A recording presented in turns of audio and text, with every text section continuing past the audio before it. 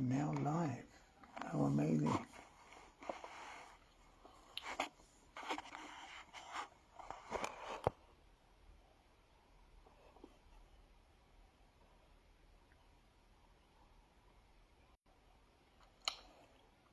So telling your followers that you've started a live video.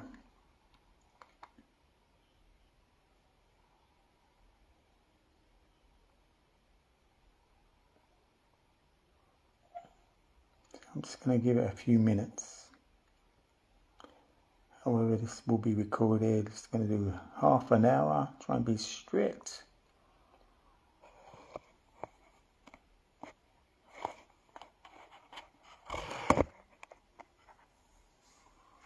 That's interesting. Let's get rid of that.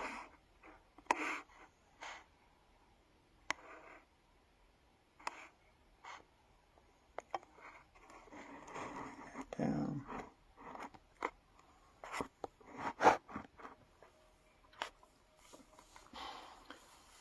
Okay, a few more minutes, and thank you for joining.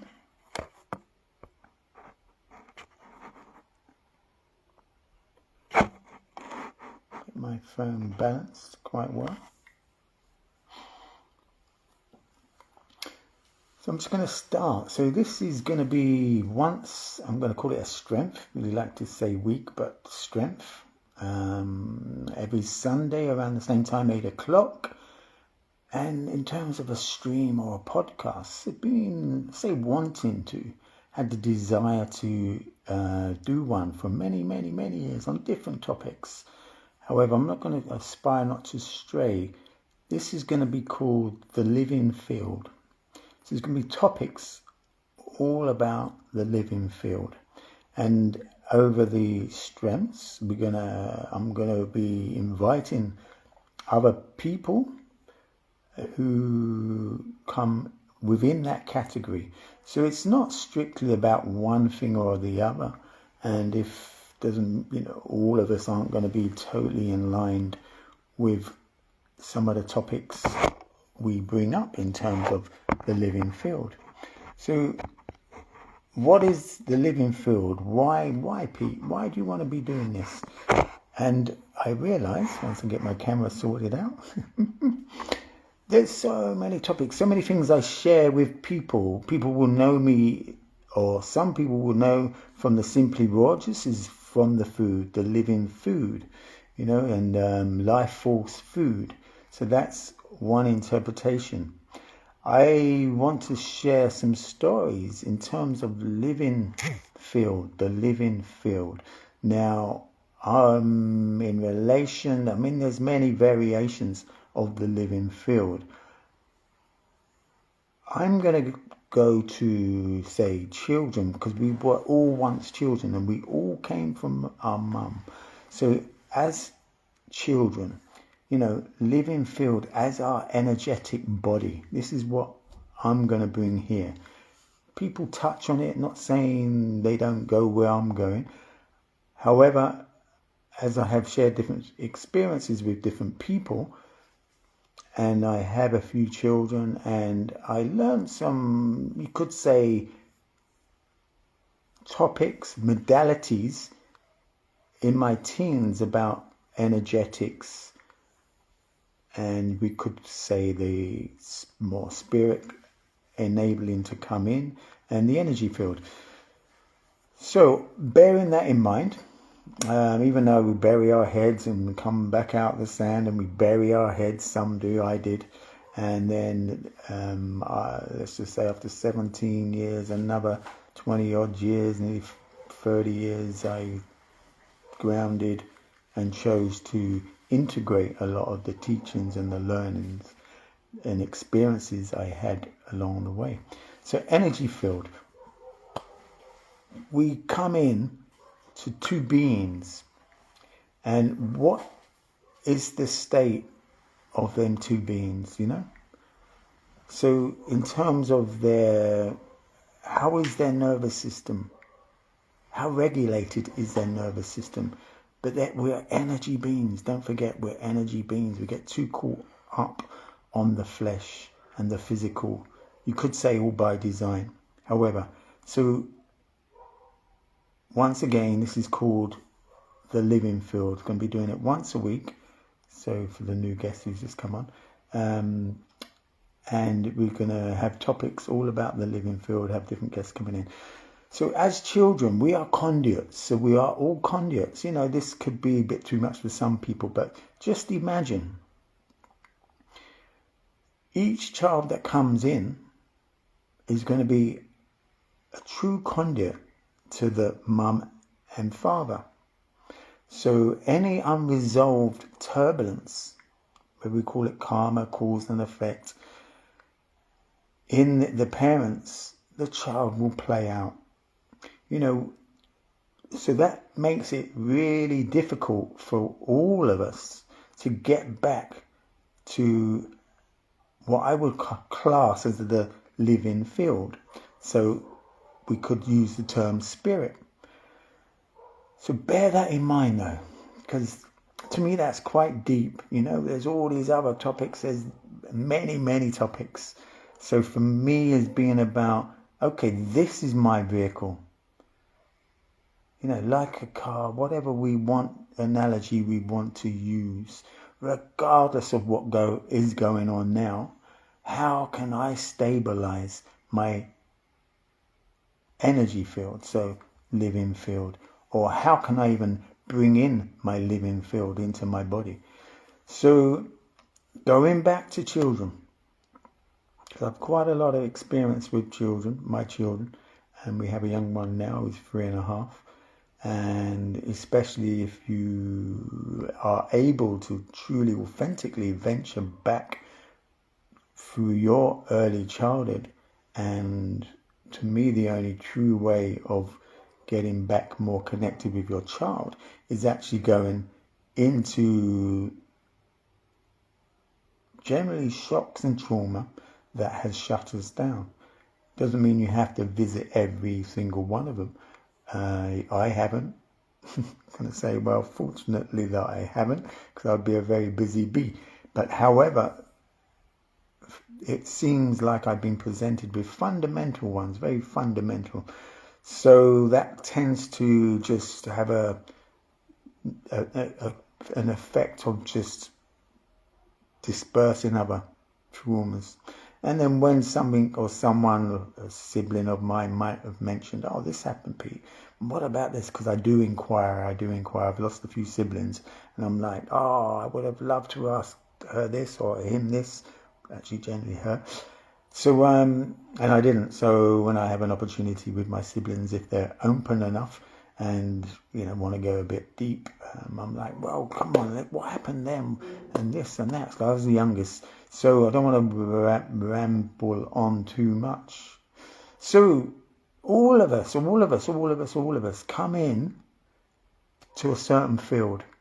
First and foremost, you know, how are our mum and dad's field? You know, how were they when we conceived, you know? I mean, it could sound all very actually horrific, actually, if I really look at it. But not to go into guilt, not to go into blame, and even that judgment or horrific, not even to go into that. It's just like, what can we do about it? What solution, you know, how can we embody it? How can we disperse any, let's just say, friction, you know, that's running in our nervous system, you know, from triggers, reactions, you know, having tools to know to go deeper, but having a little bit more awareness. I mean, there's all these tools and modalities about. I have ventured on many, but having the tools and the awareness that on a true level were our mum and dad very authentic when we was conceived. You know, we talk about planting a seed in the ground. Let's use that analogy. Now we are going to try and get the best seed, because we want good crop.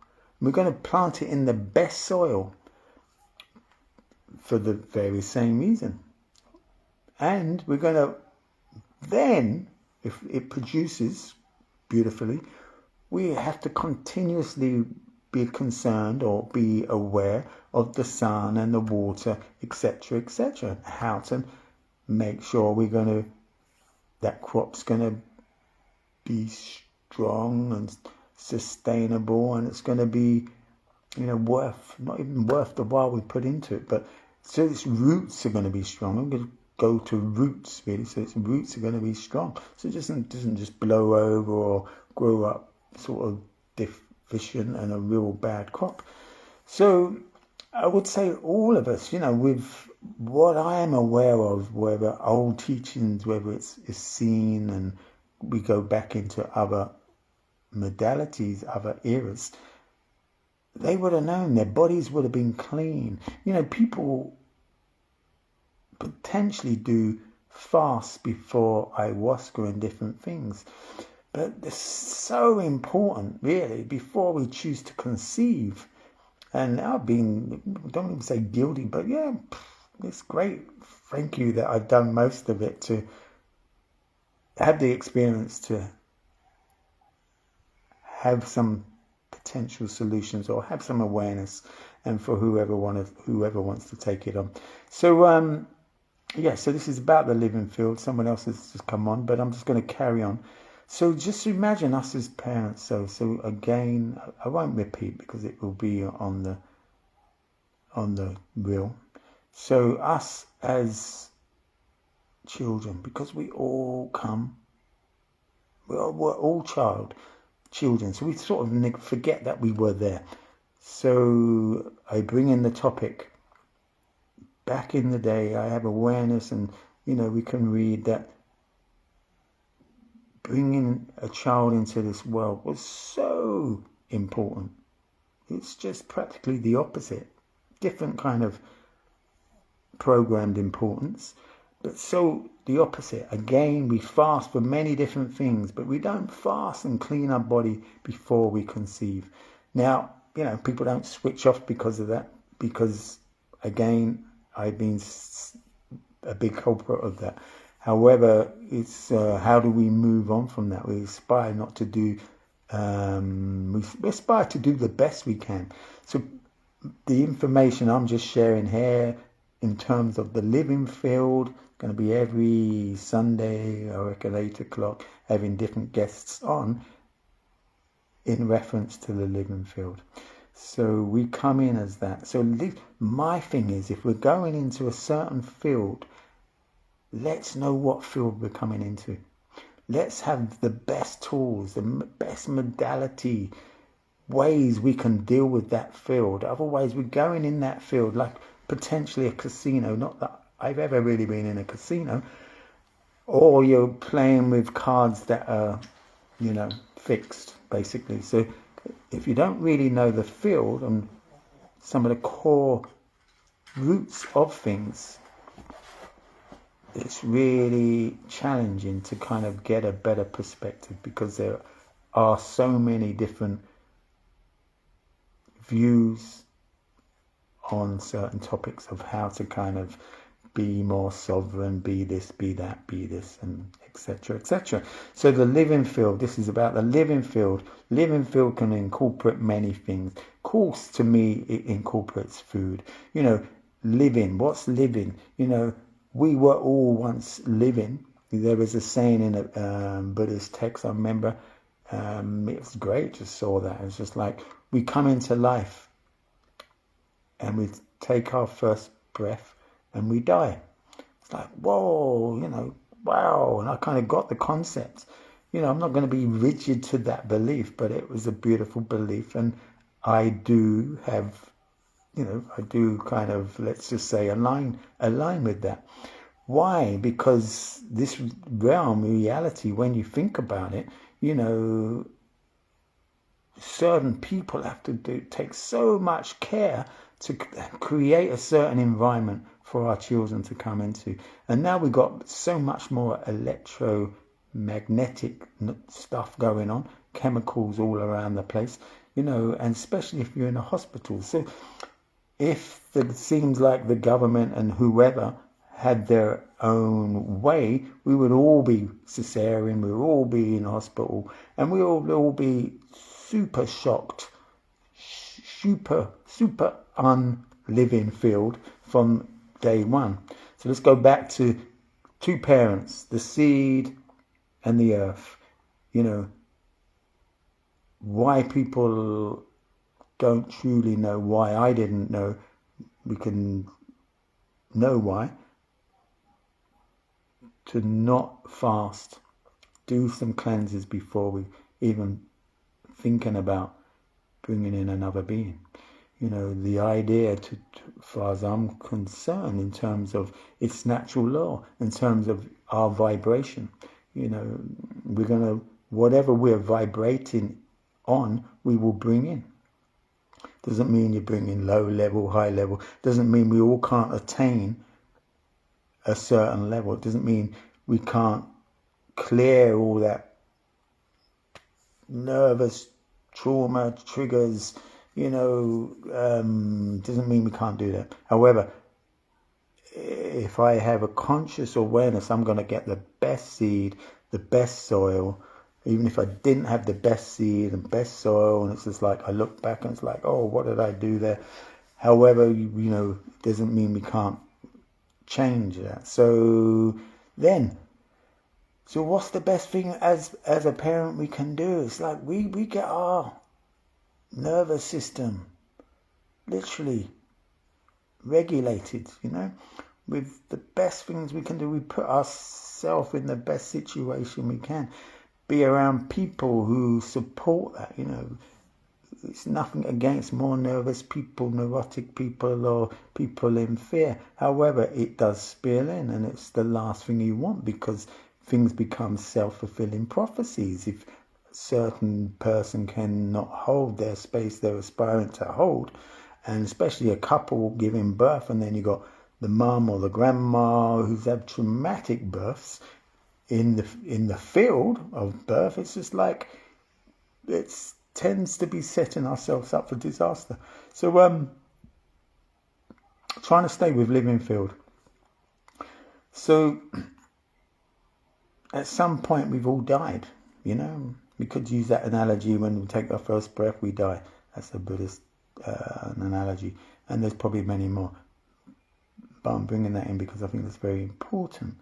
So if I won't even say look back, when I've gone back, and it's not me seeking, it's just me keep bringing in and repetitive doing more positive things for my vessel, my body, then old awareness comes up. It's just like getting out of our addictive behaviors, whatever they may be, and doing things that I would say, especially with food, is bringing in more living foods. But I just don't want to stay on the living foods, because that's, to me, one part of the jigsaw puzzle.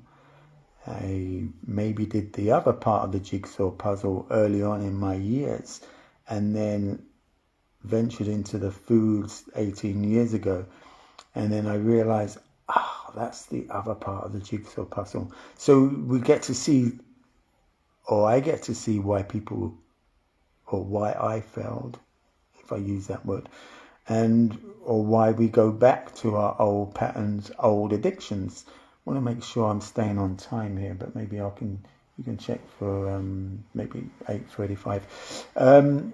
So we go back to our own addictions. So what are them cravings? Working with the cravings.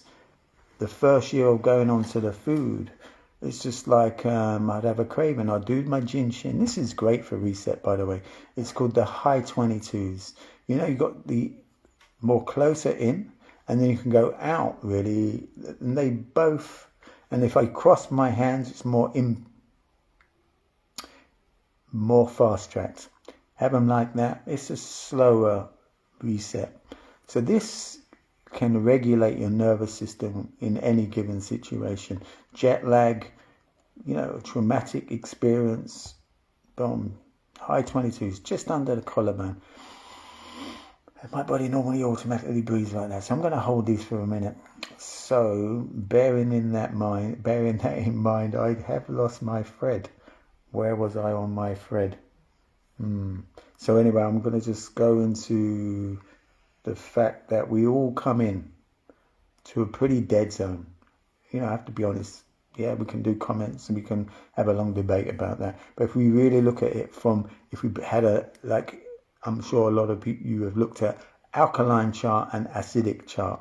You put the two together, which I'm probably going to create a chart of living, unliving. So when you think about that, you think about the environments we come into, the toxicity we come into, fabrics, washing up powder, conditioners, etc. And of course we do our best to bring a baby into, but that's just one part of it. How is the nervous system of the mum and dad? Have they resolved a lot of the passed down traumas? Was their birth traumatized?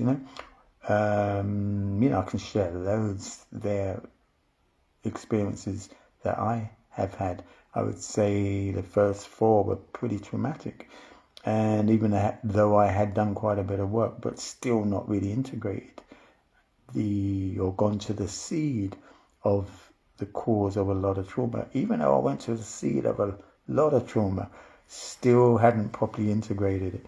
And so any fear, any wobble, and when you got 2 people having best intentions, but having stories, they so manifest in them situations. Going back to cravings, when I was the first year doing transitioning into the raw, I had Jinshin Jiu-Jitsu a year before. I would be doing that every time I had a craving, and then I'll be just taken, boom, to 7, just out of the blue, to a trauma. There I was in this traumatic situation. So what does that tell me? Not 1, for 2, 3, 4 years, and it still pops up now, 18 years later, which is interesting. So not as intense. So the food I was consuming before basically was sedatives. So people ask Pete, festivals, how come we sustained it? I'm like, well, this is what I experienced, one after another. So if it's taking me this having the modality of Jinshin Jiu-Jitsu, if Anna worked with my dreams a lot, a certain site in my dreams, then why there's not underrunning subconscious suppressing of that trauma anymore? Because boom, I've seen it and released it, whether it may be tears, whatever feeling, and the Jinshin is amazing for gently moving through, easing blocks, stagnated energy. To me, it was great learning Jinshin Jiu-Jitsu. I realized everything fits: astrology, sound, color. It's beautiful, and not to get stuck on any one modality. You could be doing your yoga, you could be doing your qigong, you could be doing anything like that. However, this really resonated for me. Yeah, I knew about them things. I knew about say Reiki, etc. But this is what aspired to me. Okay, so the living field again. Once a week, it's going to be called. It's called the Living Field. I'm actually doing can't believe it. Actually doing a book called The Living Field: Children as Mirrors. And once again, that will be encompassing a lot. So, bearing in mind, if we have children, or even if we don't have children, even if it's close relationships, other people around us, ultimately, especially the closest, generally reflect our inner field. What's in imagine magnets, 2 magnets, or one magnet. It's just got this subconscious story running and it's never been resolved. So it's all in your field. You meet someone else and unless they're really grounded, it plays out. So we're going through life playing out these stories. So we are never in the now. We are never truly knowing ourselves to know another. How can we truly know love if we haven't got the love for ourselves? So going back to the living field, it's more about, it could be associated with spirit coming in, clearing out the runway, all this physical debris, shock, trauma to the electric system. And, whether it's by clever design or whatever, I'm just like, well, wow, that is what's happened to me. I'm not going to be bitching on about it, so to speak. What can I do about it? And what were the solutions? So I bring in more of my Jinshin. I bring in, okay, I'm known for saunas and ice baths. We're away at the minute. Okay, so I do a bit of hot, cold showers. 18 years eating the way I do. Might do more juicing through the day. So these are bringing in more lighter living foods. And, definitely getting off, the more dead foods. A vegetarian could look at a vegan and think that's so extreme. A vegan can look at a raw food and think that's so extreme. Raw food could look at a fruitarian, that's so extreme. And a fruitarian can look at a breatharian and that's so extreme. Whatever we choose to believe. So, if we watch them triggers, we can see a lot of truth in getting cleaner, becoming closer to more a living vibrational or living foods. Me going back in the day when I only knew vegetarian, I thought vegan is so extreme, and then all of a sudden I jumped into a raw vegan 18 years ago. So I'm talking about the living field. And, there can be many things, the living field. So I'm just sharing my experience. I've been in situations where, especially my younger ones, having awareness of this energy, my eldest boy at the time, 3, 4, more sensitive, walk into a room and he's just gone from the most angelic person to the potentially not quite demonic, but just bouncing off the walls and tripping up, clumsy. And then because I could read the energy back then, it's because he's just walked into thick repressed energy, a room of thick repressed energy, or around someone who their energy field is very dead and feeding the more, whether we call lower realms or something like that. I've got 5 more minutes, because whenever. So that's one example. Another example, daughter when she was about 7, similar thing. Why, I'm going to say my angelic daughter, but didn't know her, honestly, when this woman came in. And then after a couple of times, I'm like, what's going on there? And the friend said, well, she actually absolutely hates children. So there goes. She played out, what's in that woman's field. Bless the woman, obviously, or blessings to the woman. It's her unresolved trauma. So what can we do? What's the best thing we can do?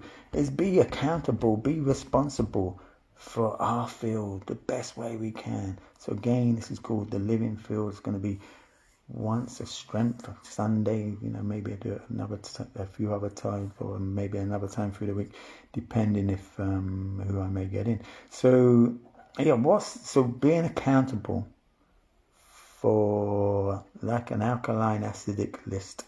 Okay, well, that's not serving me. That's dead. Right, bring in more the living. What's supporting us. And what do I mean by that? We can do that now as adults, revisiting our child, the needs that were never met. Okay, what would your child have liked? We have to go pretty beyond the programs. People say from 2 they know, and they're imprinted already. So that can be a fine art in itself. So in terms of, like I mentioned about them few experiences.